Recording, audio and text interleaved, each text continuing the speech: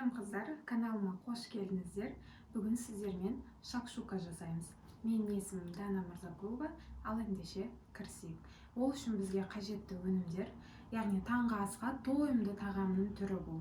Пияз қажет, бір пияз кішкентай, майда кубик етіп турадым. Одан кейін 3 жұмыртқа, чеснок және де болгар бұрышы және помидор қажет. Қазір чеснокты барлығын майда етіп тураймын. Майда етіп чеснок пен болгар бұрышын және де пиязды турап шықтым.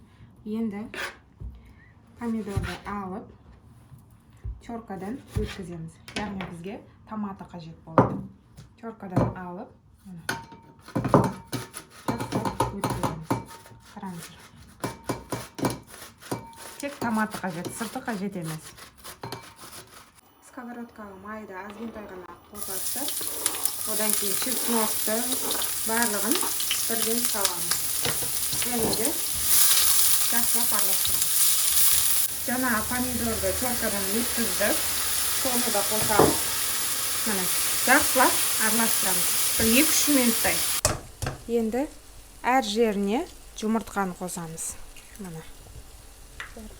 3 немесе 4 қоссаңыздар да болады. Мен 3 қосайын деп жатырмын. Және де оны сковородканың бетін жауып, примерно бір 10 минутқа қуырамыз. Астын жай қоямыз. Міндетті түрде астын жай қоясыздар. Осы кезде кішкене тұз сеуіп жіберіңіздер.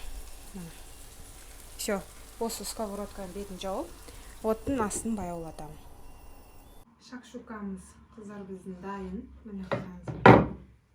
Жұмыртқа кішкене пісіп қалды мына жақта. Негізі шикі етіп істесеңіздер де болады жұмыртқаны. Міне, дәл осы нанға батырып барлығын жесеңіздер жақсы шығады. Міне, қараңыздар. Таңғы асқа тойымды тамақтардың бірі. Барлықтарыңызға осыны жасап көруге кеңес беремін. Міндетті түрде жасаңыздар. Просто жұмыртқаны сәл шикілеу қылып жасасаңыздар болады. Бірақ біздің үйдегілер шикілеуді ұнатпайды, сондықтан мен жұмыртқаны пісіріп жасадым. Отбасыларыңызды осындай тағамдармен қуантып жүре беріңіздер. Таңғы асқа міндетті түрде жасаңыздар. Жұмысқа кетпей жатып сіздерге нәр беретін тағамның түрі. Отбасыларыңызға, яғни туысқандарыңызға осы видеоны міндетті түрде переслать етіп жіберіңіздер. Яғни құрбыларыңызға деген сияқты. Баршаларыңызға сәттілік тілеймін.